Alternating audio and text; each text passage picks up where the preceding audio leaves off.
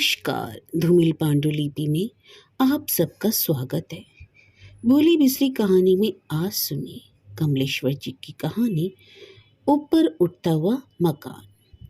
इसी तरह की अन्य कहानियाँ और उपन्यास रोज सुनने के लिए हमारे चैनल को लाइक, शेयर और सब्सक्राइब करना ना भूलिएगा। सुनिए एक कहानी रोज। कंकरी सी गली में उनका मकान है। अंधेरा उतरता है तो यह मकान जैसे नीचे धंसने लगता है। रात भर वह डूबते हुए जहाज की तरह धंसता जाता है। सुबह होते ही जब पश्चिम वाली ऊंची दीवार पर धूप का एक टुकड़ा तिकोनी झंडी की तरह झिलमिलाने लगता है तो उनका मकान धीरे धीरे ऊपर उठने लगता है। यूं वह संकरी गली गुंजान तो कभी होती ही, पर दोपहर को कुछ ज्यादा ही सुनसान हो जाती है। सूरज जब ताड़ के ऊपर उठ जाता है तब डाकिये के आते ही आहट होती है। गली में ऐसे ज्यादा लोग नहीं हैं जिनके खत आते हों। एक मुख्तार साहब ही ऐसे हैं जिनके यहाँ हर दूसरे तीसरे दिन ही चिट्ठियां आती रहती हैं। एक मुरारी बाबू हैं जिनके घर पर 4-5 तारीख के आसपास मनी आर्डर वाला डाकिया आवाज लगाता है। उन तारीखों को वह धुली हुई कमीज पहनकर बैठते हैं और मुंह हाथ धोते वक्त याद से दवात में कुछ बूंद पानी भी डाल लेते हैं। मनी ऑर्डर पर दस्तखत करने होते हैं।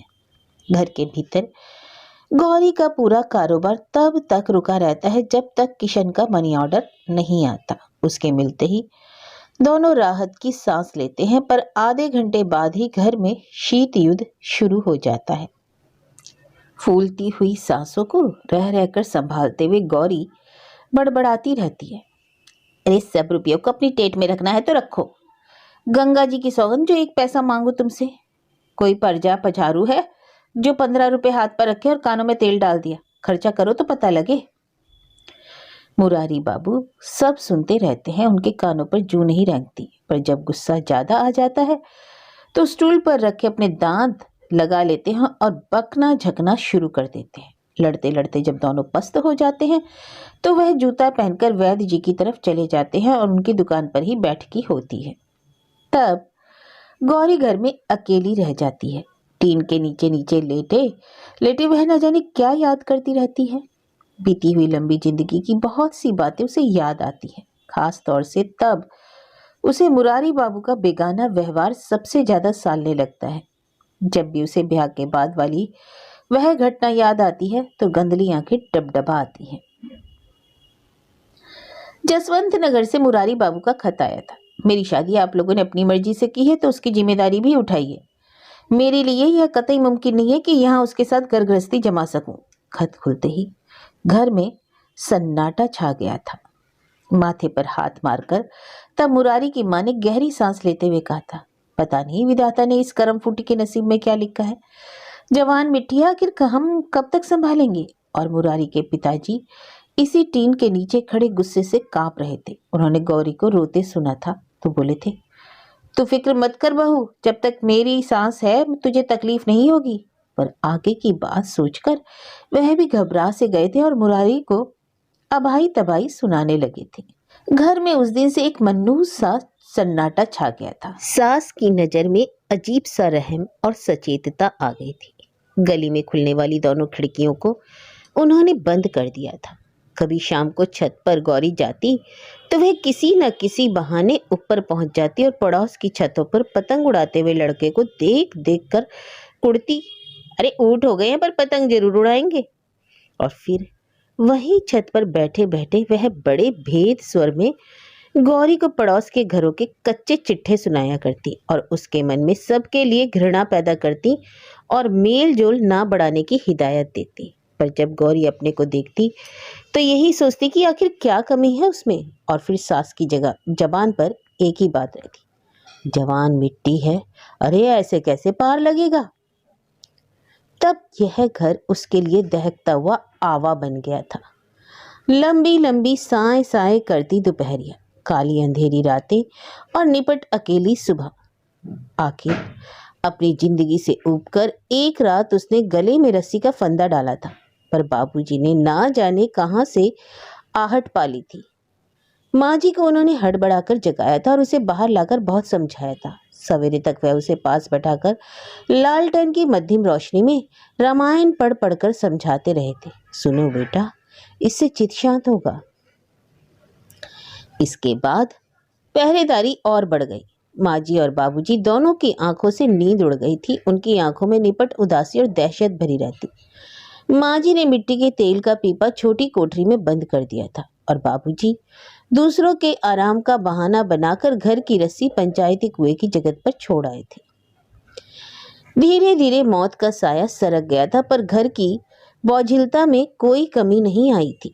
आस पड़ोस की कोई औरत कभी पूछ बैठती कि मुरारी की बहू को कब ले जा रहा है, तो माँ जी भीतर घबराते हुए भी ऊपर से प्रकृतिस्थ होकर कहती, उसकी दौरे की नौकरी है, बहू कैसे अकेली रहेगी भला परदेश में। और फिर बहू खुद नहीं मानती है, कहती है अम्मा जी 1-2 साल तुम्हारी सेवा कर लूं तब जाऊंगी कहीं। यह सुनकर उसका दिल फटने लगता। और जब बाबूजी सास की तीजों पर उसके लिए खुद मेहंदी की पत्तियां अंगूछे में बांधकर लाते तो उसका दिल पसीज उठता था। जरा भी इच्छा ना होने पर वह मेहंदी रचाती थी, चुनरी पहनती थी और गली में नंदों के साथ झूला झूल लेती थी। तभी उसे फिट्स पड़ने लगे थे। आखिर एक बार बाबूजी जसवंत नगर गए थे और जबरदस्ती मुरारी को घर ले आए थे। शाम की गाड़ी में दोनों वापस आए थे। घर में धुआं भरा हुआ था। दूर आसमान की अबाबिलें उड़ रही थी। मुंडेरों पर उगी हुई लंबी लंबी घास धीरे धीरे कांप रही थी। तुलसी पर पुरानी बदरंग चुनरी पड़ी हुई थी। माँ जी खाना पका रही थी। गौरी चौके में उनका हाथ बटा रही थी। मुरारी मेहमानों की तरह खाट पर चुपचाप बैठा हुआ था। खाना खाकर सब अजनबियों की तरह चुपचाप बैठे रहे थे। बाबूजी ने मुरारी से आगे की तरक्की की एक आध बात पूछी थी। फिर माँ और बाबूजी उठकर बाहर वाली कोठरी में सोने चले गए थे। और तब गौरी उसके सामने घुटनों में सिर दिए कसाई की बकरी की तरह बैठी रही थी। रात गहरा गई थी। खामोशी के कारण सन्नाटा और भी भारी हो गया था। बाहर कोठरी में लेटे हुए बाबूजी, अम्मा जी की आंखों में नींद नहीं थी। अजीब संशय की रात थी। पता नहीं इस रात का क्या होगा। आसमान कारखाने के टीन की तरह मटमैला था। दोनों सांस रोके एक एक आहट के लिए चौकन्ने थे, पर दोनों एक दूसरे से भी बहाना कर रहे थे जैसे वे निश्चिंत हो। बाहर गली में कुत्ते धीरे से गुर्राए थे तो वे दोनों कसमसाए भी थे। तभी पीछे वाली चारा मशीन के चलने की आवाज आई थी। आधी रात में उसका चलना और भी भयानक लग रहा था। बाबूजी को उलझन सी हुई। भीतर आंगन की कोई आहट नहीं सुनाई दे रही। काफी देर बाद चारा मशीन एकाएक बंद हो गई थी और कुछ अजीब तरह की कातर आवाजें आने लगी। अंधेरे में ही माँ जी ने आंखें खोलकर पास लेटे बाबूजी को देखा था। वह भी जाग रहे थे। अजी, यह आवाज सुन रहे हो? माँ जी ने फुसफुसाकर कहा था। बाबूजी ने चुपचाप करवट बदल ली। लगता है कोई किसी को कत्ल कर रहा है। माँ जी की आवाज में घबराहट थी। शायद पिछवाड़े पासियों के घर।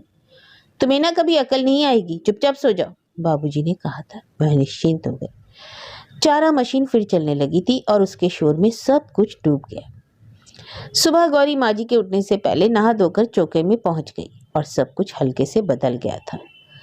जब भी उसे वे दिन याद आते तो दिल में एक हुक सी उठती थी। आज भी गंदली आंखों में पानी तैराता है और एक संशय भीतर ही भीतर रेंगने लगता है। टीन के नीचे लेटे लेटे उसे लगता है कि पूरी जिंदगी यूं ही गुजर गई। ये ऐसे ही बेगाने बने रहे। कभी किया तो बहुत प्यार किया, नहीं किया तो हारी बीमारी में हाल तक ना पूछा। इतनी लंबी जिंदगी, 45 बरस हुए बिया को। 45 बरस, इतने लंबे अरसे को सोचकर उसे हल्का सा सुख भी मिलता है और पछतावा भी होता है। कैसे कट गए इतने दिन, 45 बरस। तभी एक छाया उभरती है और उसका दिल बैठने लगता है। वैद्य जी के यहाँ इनका इतना उठना बैठना कुछ तो मतलब रखता है। पिछले 45 वर्षों में कई बार वैद्य जी की पत्नी का जिक्र हुआ। उन दिनों के बीच सतवंती के अलावा और कोई छाया नहीं आई। तब वैद्य जी जसवंत नगर में थे और गौरी जब मुरारी के साथ पहली बार वहां गई थी तो वैद्य जी की पत्नी सतवंती ने उसे पहली हिदायत दी थी, खाने पीने के शौकीन हैं मुरारी बाबू, जरा ख्याल रखना। यह सुनकर उसकी तन बदन में आग लग गई थी। आखिर इस औरत को क्या लेना देना है उसे? जब जब वह घर आई उसे हमेशा वही एक संशय काटता रहा। तब एक दिन के लिए उसका दिल सास ससुर के पास नहीं लगा था, पर मुंह खोलकर कुछ कह पाना भी मुश्किल था। कई बार उसे शक हुआ था कि मुरारी वैद्य जी की कभी कभार पैसे से भी मदद करते हैं, इसलिए घर में कुछ नहीं आ पाता और ना एक पाई बच पाती थी। जसवंत नगर में मुरारी की नौकरी भी इतनी अच्छी नहीं थी कि जिसके लिए वे वहीं पड़े रहे, पर उनका आना नहीं होता था।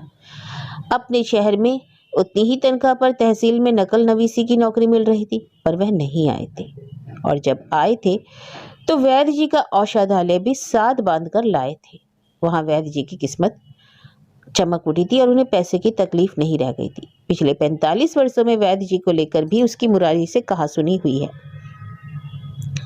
पर मुरारी ने इस संबंध में उसकी एक बात कभी नहीं मानी। हर बार गौरी को नीचा ही देखना पड़ा और सैकड़ों बार अपनी बेइज्जती करा वह बिल्कुल चुप हो गई। कई बार उसने घुमा फिरा कर मुरारी से पूछना चाहा तो हमेशा उसने यही जवाब दिया, भले घर की औरतों को ऐसी बातें नहीं करनी चाहिए। ये गंदी बातें तुम्हारे दिमाग में आती कैसे हैं?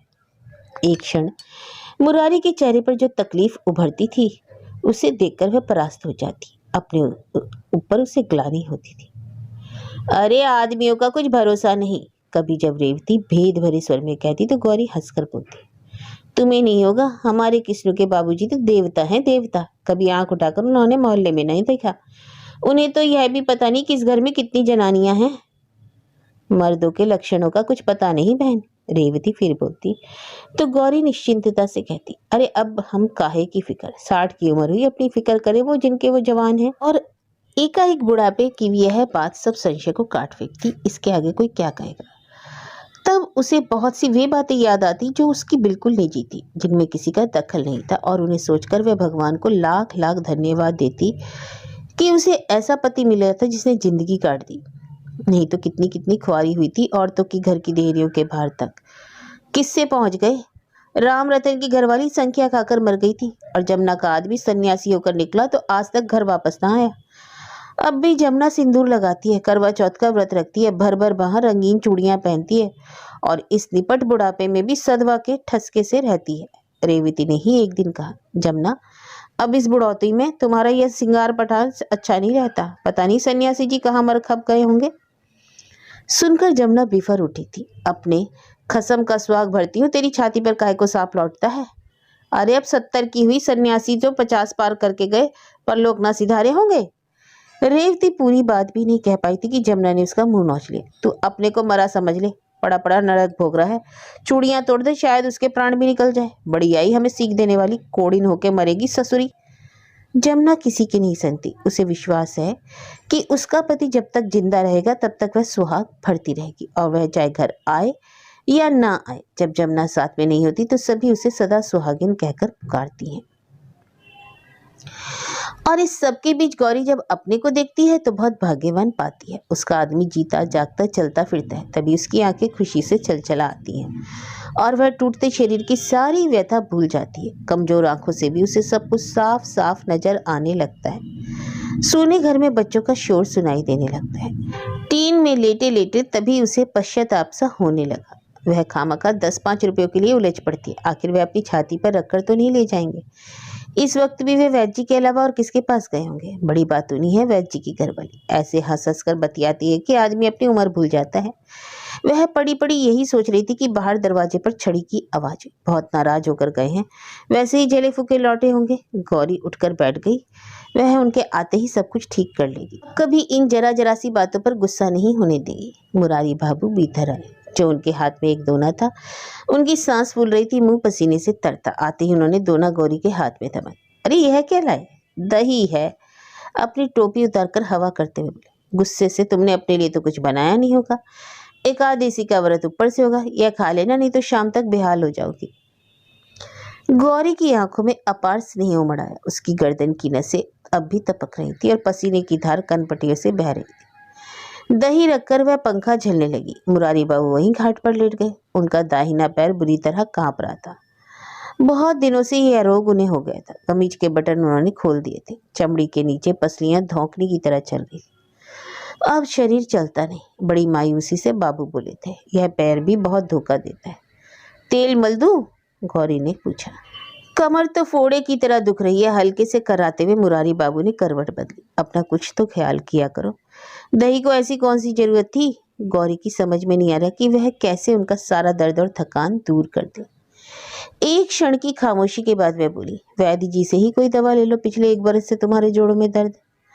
अरे अब तो यह दर्द मौत के साथ ही जाएगा, मुरारी बाबू ने टीन को ताकते हुए कहा। एक मर्ज हो तो बताऊं। छाती में अलग दर्द रहता है, आंखें अब साथ नहीं देती। अभी लौटते हुए खंबे से ऐसा टकराया कि आंखों तले अंधेरा छा गया। बड़े जोर से चोट घुटने पे भी लगी है। हैं? कहते हुए गौरी ने उनके घुटने से धोती सरकाई तो देखा वह छिला हुआ था। उछटी हुई खाल से खून की पतली सी झिल्ली जम गई थी और ऊपर से पानी का छलछला आया था। वह धीरे धीरे टटोलती हुई उठकर गई और सरसों के तेल में रुई भिगो लाई। छिले हुए घुटने पर फहा रखकर हल्के हल्के हिलता हुआ पैर दबाने लगी। मुरारी बाबू आसमान में उड़ती अबाबिलों को देखने की निरर्थक चेष्टा करते रहे। कुछ देर खामोशी रही, फिर उन्होंने गहरी सी सांस ली। घर खामोश था। गौरी उनकी तकलीफ को समझ रही थी। जब भी वह इस तरह चुप लेटते तो सिर्फ किशन की बात सोचते रहते। कई बार किशन के पास जाना हुआ, पर वहां से हमेशा दुखी होकर ही लौटना पड़ा। ऐसे क्षणों में यह पुराना घर ही उन्हें पनाह देता। मुरारी बाबू को यह अफसोस भी है कि किशन ने कभी उनका सुख दुख नहीं पूछा, सिर्फ फर्ज अदायगी के लिए रुपए भेज देता है, 50 लोगों की दवा करता है, पर खुद अपने माँ बाप की हारी बीमारी से उसे कोई मतलब ही नहीं रहता। बहुत हुआ तो हालचाल पूछकर चलते वक्त सैंपल वाली दवाइयों में से कोई शीशी दे दी और कह दिया, वहां से लिखना कोई फायदा हुआ या नहीं। और इस बेगानेपन की वजह से उन्होंने कभी वे लाई हुई दवाइयां पी ही नहीं। उन्हें उठाकर कागज पत्तर वाली अलमारी में रख दिया। दोनों ने ही उस निपट अकेलेपन को स्वीकार कर लिया था। सारे आसरे छोड़ दिए थे। होली दीपावली पर किशन के पास कानपुर जाने के लिए 2-4 रस्मी खत आते जाते, फिर मुरारी बाबू कोई ना कोई बहाना करके कानपुर जाने की बात टाल जाते। किशन जोर भी नहीं देता था। वे सब बातें कभी कभी उनके दिमाग में घूमने लगती और चुपचाप लेटकर सूनी आंखों से अंधेरे में धंसते उस घर को देखते देखते गहरी सांस खींचते रहते। गौरी पार्टी के पास सरक आई थी। बोली, ना हो तो कुछ दिनों के लिए किशन के पास ही चले चलो, कुछ मन बदल जाएगा। अरे वहां निभा नहीं होगा गौरी। अब हम अपनी देहरी छोड़कर परदेश में आखिर आखिरी वक्त का इंतजार करें। मुरारी बाबू कहते कहते रुक गए। उनके होंठ कांपते रहे। गंदे मोम सी उनकी आंखों में तरह तरह के भाव डूबा उतरा करते थे। तभी चील की आवाज के उस सन्नाटे को चीर दिया था। गौरी एक क्षण के लिए उस आवाज से कांप गई थी। उसकी आंखें मुंडेर की ओर उठ गई। चील वही मुंडेर के कोने पर बैठ गई और अपनी आंखों पर जोर देते हुए मुंह बिगाड़कर वह बुदबुदाई भी थी। अरे ये कमबख्त चील हमेशा यहीं आकर बैठती है, जरा उठकर उड़ाना तो। मुरारी बाबू ने बात अनसुनी कर दी। चील एक बार फिर चीखी तो चारों तरफ शमशान सा सन्नाटा छा गया। अरे इस मनहूस ने यही कोना देख रखा है, गौरी बोली तो मुरारी बाबू जैसे तैसे अपनी छड़ी लेकर उठे।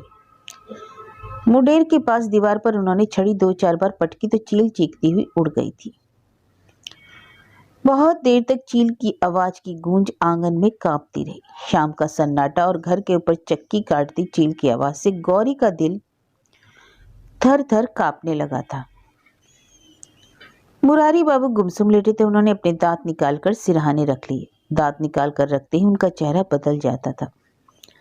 अजीब सी निराहता चेहरे पर आ जाती थी। जब वह कुछ सोचते तो अपने मसूड़े चूसते रहते और उनके मुंह पे से चुक चुक की आवाज सी आती। सोचते सोचते वह धीरे से बोले, किशन समझता है कि रुपए भेज दिए, बस उसका फर्ज खत्म। लंबी खामोशी के बाद एकाएक उनसे यह बात सुनकर गौरी समझ गई कि उनके मन में भी अब वही कुछ घुमड़ रहा है। बातें भी तो कुछ रह नहीं गई करने के लिए। इतने लंबे बरसों की जिंदगी में जैसे सब हजारों बार दोहराया जा चुका है। और मुरारी बाबू को भी बार बार वही बातें कचोटती रहती, किशन की तरह तरह की बातें जो उन्हें सताती हैं।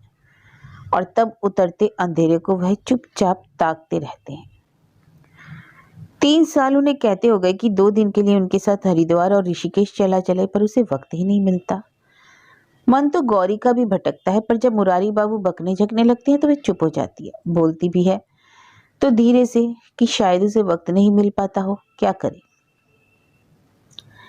साल में 10 चक्कर ससुराल के लगते हैं, उसके लिए वक्त मिल जाता है। आज साली का ब्याज, मुंडन है, कल पट्टी पूजा है, परसों उसके ससुर की तबीयत खराब है, मेरी तबीयत इतनी खराब है, तभी चला आता। तुमने अपनी तबीयत खराब की खबर दी थी उसे? गौरी कुछ तेजी हो। उसने कभी फिक्र रखी है? मुरारी बाबू भी तैश में आ गए। दुनिया दिखाने की बातें हैं, यही निपटा जाए तो बहुत है। यह कहकर वह चुप हो गए। उनके मुंह से चुक चुक की आवाज आ रही थी। रात झुकती आ रही थी और मकान अंधेरे में डूबता जा रहा था। गौरी उठकर खाना बनाने चली गई। मुरारी बाबू चुपचाप पड़े रहे। उनकी नजरें घर की चारदीवारी पर घूमकर लौट आती थी। घर दिन ब दिन खस्ता होता जा रहा है। मुंडेर उखड़ गई, छज्जे जहां तहां से झुक गए। सामने वाली दीवार में कुबड़ सा निकल आया। हर रोज नाली रुक जाती है, उसकी भभक से घर भरा रहता है। बहुत पुराना हो गया है मकान। बारिश के दिन आते हैं तो मुरारी बाबू का दिल धड़कने लगता है। पता नहीं कौन सी छत बैठ जाए, कौन सी दीवार धसक जाए। बैठक वाली दीवार पर बोझ बहुत था, सो उन्होंने उसके ऊपर बना गुसलखाना उतरवा दिया था। पीछे जो नई धान मिल लगी है, उसने मकान की चूल्हे और भी हिला दी। मशीनें चलती हैं तो पूरा घर थरथराता रहता है। धरती के नीचे धमक आती है, दीवार से पप्पड़ उखड़ रहे हैं, संदों से मिट्टी झड़ती रहती है। घर में कोई धनी दिया रोता तो मजाल थी कि ऐन पिछवाड़े या दूसरी मशीन लग जाती। चुंगी में दौड़ धूप करने की बात थी। घर के सामने का नीम श्यामलाल ने कटवा लिया, इसलिए कि कोई क्या कर लेगा। मशीन चलती है तो उसका दिल और धड़कने लगता है, फिर धीरे धीरे सब शांत हो जाता है। घंटों एक बंधी हुई खामोशी छाई रहती है, जैसे सब ठहर गया। पूरे घर में एक अजीब सी गंध आती है। अलमारियां, दीवारों और गुसलखाने से, कपड़ों और रुकी हुई नाली से, तुलसी के गिरोए और पूजा की चौकी से।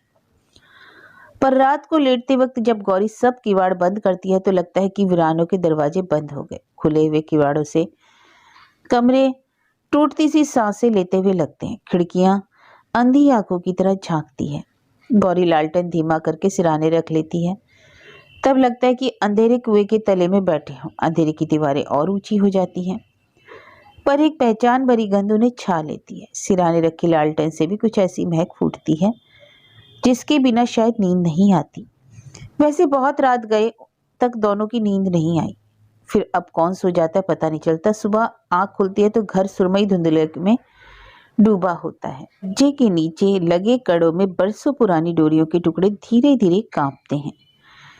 किशन की शादी में झंडियां बांधी गई थी इन कड़ों से। बड़े कमरों में पंखों पर गेरू की धुंधली धुंधली थापे लगी हुई हैं। किशन का पहला लड़का हुआ तो सतवंती ने लगाई थी। और धूप की तिकोनी झंडी जब सामने वाली दीवार पर उतर आती है तो सब कुछ बदल जाता है। अंधेरे में घुसा हुआ मकान ऊपर उठने लगता है। यूं भी सुबह भी कोई बात करने को होती नहीं। दोनों अनजान से पड़े रहते। तभी किसी को खांसी आ गई या करवट लेने से मुंह से कर्रा निकल गई तो दूसरा सहसा ही संबंध सा महसूस करने लगता है। क्यों, क्या हो गया, सर्दी तो नहीं खा गए? और दिन की शुरुआत हो जाती है। पर उस दिन मुरारी बाबू खाना खाकर गए तो शाम तक नहीं लौटे। गौरी जानती थी कि वैद्य जी के सिवाय वह कहीं और नहीं जा सकते। पिछले काफी दिनों से वह देख रही थी कि वह सुबह निकलते हैं, शाम गए ही वापस आते हैं। कई बार वह धीरे धीरे बुनबुनाई, पर मुरारी बाबू पर उसका कोई असर नहीं हुआ। गौरी को यह बर्दाश्त ही नहीं हो पा रहा था कि आखिर वह भी तो आदमी है, कैसे इतना वक्त काटे। और पिछले संशय फिर मन में रेंग आते।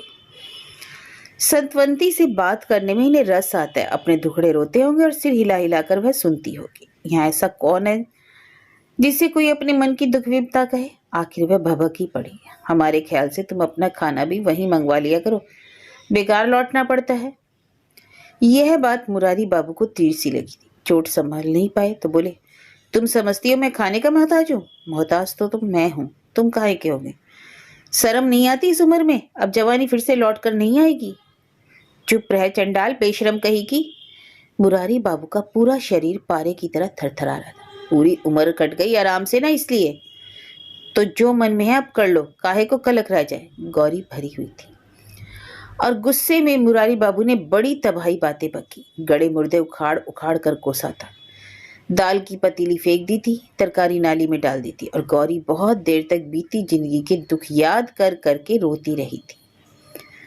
रात में ही मुरारी बाबू को दिल का हल्का दौरा पड़ा था। एहसास होते ही वह पानी लेकर गई थी तो उन्होंने गुस्से से गिलास फेंक दिया। सिर दबाने बैठी तो उन्होंने उसके हाथ झटक दिए। सुबह छत की दीवार पर धूप की तिकोनी झंडी फिर चमचमाने लगी। गौरी बिल्कुल पिघल गई थी, पर जब मुरारी बाबू ठीक ठाक उठे तो फिर अकड़ गई। शाम को जब उन्होंने ऐलान किया कि वह 2-3 दिन में अकेले ही हरिद्वार जा रहे हैं तो अंधेरा फिर बढ़ गया और मकान नीचे धसकने लगा। झगड़ा बढ़ता ही गया था। मुरारी बाबू तो हरिद्वार नहीं गए, पर गौरी किशन के पास कानपुर चली गई। तब मुरारी बाबू को लगा था कि इस बार सचमुच उनके बीच का कुछ टूट गया था। घर और भी अकेला हो गया था। जब वह अकेले लौटते तो सब परिचित गंध उन्हें छा लेती, पर कुछ था जो फिर भी नहीं होता। वह था आखिर जी उगताने लगता, पर भीतर कहीं उन्हें यकीन था कि किशन अपने आप गौरी को पहुंचा जाएगा या उसकी चिट्ठी आएगी, वह उन्हें भी वहीं बुला लेगा। शाम डूबते ही जब वह वैद्य के यहाँ से लौटते, दरवाजा खोलते ही चिट्ठी खोजते, पर किशन के पास से कोई खत नहीं आया। मनी ऑर्डर आया तो उसमें 10 रुपए कम थे और एक लाइन थी कि अम्मा अच्छी तरह से हैं, अपना ख्याल रखिएगा। फिर खत आया था कोई 3 हफ्ते बाद कि गौरी को दमा। इस बीच फिर उबर आया था, दवा दी है, अब काफी आराम है। इन सूचनाओं से उन्हें एक अव्यक्त सुख भी मिलता था, पर इससे ज्यादा दुख भी होता था कि उनकी परवाह किसी को नहीं। माँ और बाप दो में से शायद लड़के को ही ज्यादा चाहते हैं। बाप तो जैसे गैर होता है। एक बार जब दिल का दौरा पड़ा तब भी उनकी किसी ने फिक्र नहीं की थी। किशन के खत उन्हें और भी अकेला कर जाते थे। मन में जो कुछ गौरी के लिए था वह साथ छोड़ने लगता। 24 घंटे तो वैद्य जी के यहाँ बैठा नहीं जा सकता। ऊब ऊब कर घर लौटते तो मन घबराता। सर्दी भी पड़ने लगी थी। लंबी रातों में जब आंखों से नींद उड़ जाती तो वह अकेले पड़े पड़े इधर उधर ताकते कि मकान बैठता जा रहा है। ऐसे में पिछवाड़े की चारा मशीन और धान मिल चल पड़ती तो उनकी घबराहट और भी बढ़ जाती। 2 महीने हो गए थे गौरी को गए, पर उन्होंने तय कर लिया था कि चाहे जो हो वह कानपुर नहीं जाएंगे। एक दिन खुद घबराकर गौरी ही भागी आएगी। यही सोचते लेटे थे कि कहीं बिल्ली रोने लगी। रजाई लपेटकर वह बैठ गए थे और अंधेरे को टुकुर टुकुर ताकते रहे। सर्दी की वजह से जोड़ों में काफी दर्द होने लगा था। लगता था बदन अकड़ कर रह जाएगा, खाट से उठा भी नहीं जाएगा और यहीं पड़े पड़े उनकी देह अकड़ जाएगी, कोई पास नहीं होगा। रह रहकर दिल बहुत घबराया। झपकी आती थी, फिर आँख खुल जाती थी, और जब आसमान सुरमई पड़ने लगता तो उन्हें लगता कि एक रात और कट गई। ऊपर दीवार पर धूप की तिकोनी झंडी देखकर वह कुछ कुछ निश्चिंत हो गए थे। दर्द के बावजूद नहा धोकर उन्होंने अपने दुखते जोड़ों में पट्टियां बांधी थी और पूजा के आसन पर बैठ गए थे। अगरबत्तियां जलाई तो इस गंध के साथ कानों में पीतल के घंटों की ध्वनि गूंजने लगी थी। गौरी रोज सवेरे तुलसी पर पानी चढ़ाते वक्त घंटी बजाया करती थी, पर तुलसी के पास कोई नहीं था और वह अचकचाकर रामायण पढ़ने लगे थे। तभी बाहर आहट हुई। रामायण से आंख हटाकर मुरारी बाबू ने बाहर की ओर ताका तो कुछ अचरज में पड़ गए। तांगे वाला किसी का सामान रख रहा था। कुछ क्षण बाद ही किशन दिखाई दिया और वह पूजा अधूरी छोड़कर उठ खड़े हुए। बहू भी आई थी और बच्चे भी और नौकर भी। गौरी सबसे पीछे थी। गौरी जब पास से गुजरकर भीतर जाने लगी तो मुरारी बाबू ने बहू की आंखों में हल्का सा इशारा और होठों पर मुस्कुराहट देखी थी और शर्मा गए थे। इसलिए जब सब लोग खाने बैठे तो मुरारी बाबू ने खुद ही कहा था, तुम्हारी अम्मा मुझसे लड़कर चली गई थी किशन। सुना आप हरिद्वार जाने वाले थे, किशन ने कहा तो मुरारी बाबू को अपनी धमकी याद आ गई। बोले, अरे वह तो मैं गुस्से में कह दिया, तुम्हारी अम्मा ने बताया होगा, और अपने से लजाते हुए हंसने लगे। इस बार मैं इसलिए आया हूँ कि आप दोनों को हरिद्वार और ऋषिकेश घुमा दूं। कल या परसों चलेंगे, 3 दिन वहां ठहरेंगे, फिर हम लोग सीधे कानपुर लौट जाएंगे और आप लोग यहाँ चले आइएगा। ठीक रहेगा ना? किशन ने कहा। अब देख लेना, मुरारी बाबू ने कुछ कुछ विश्वास करते हुए कहा। शाम को नौकर बच्चों को घुमाने चला गया और कमरे में जब गौरी अपने सिर पर धोती संभालती हुई निकली थी तो बहू शांता की आंखों में फिर से हंसी झलक गई थी। गौरी ने श्रृंगार किया था, मांग में खूब सिंदूर भरा और बहुत दिनों बाद माथे पर बिंदी लगाई। मुरारी बाबू की आंखों में एक बहुत पुरानी तस्वीर झिलमिला गई। बिस्तर लगाते वक्त शांता ने किशन से मजा लेते हुए कहा, आज बाबूजी और अम्मा की खाटें अलग कमरे में लगा देते हैं और बच्चों को बाहर वाले कमरे में कर दे क्यों, और होठों ही होठों में मुस्कुराई भी थी। किशन के चेहरे पर भी हंसी की रेखाएं उभर आई। बोला था लगा दो ना, इसमें हर्ज क्या है। जब तक बिस्तर लगे हल्की बूंदाबांदी होने लगी थी। सर्दी और बढ़ गई। थोड़ी देर में बच्चे भी सो गए। किशन और शांता भी लालटेन बुझाकर सो गए। मुरारी बाबू और गौरी अपने वाले कमरे में लेटे हुए थे। लालटेन धीमी धीमी जल रही थी। अंधेरे में मकान हमेशा की तरह धसकता नजर आ रहा था, पर उस क्षण लालटेन की परिचित गंध के साथ भी वह गंध भी थी जो कभी कभी पूरी तरह छा लिया करती थी। पूरा घर खामोश था। तभी गौरी ने धीरे से पूछा, कोई तकलीफ तो नहीं हुई? और फिर सुबह छत की दीवार पर सूरज की तिकोनी झंडी जगमगा रही थी और मकान जैसे बाहां उठाए धीरे धीरे ऊपर को उठ रहा था।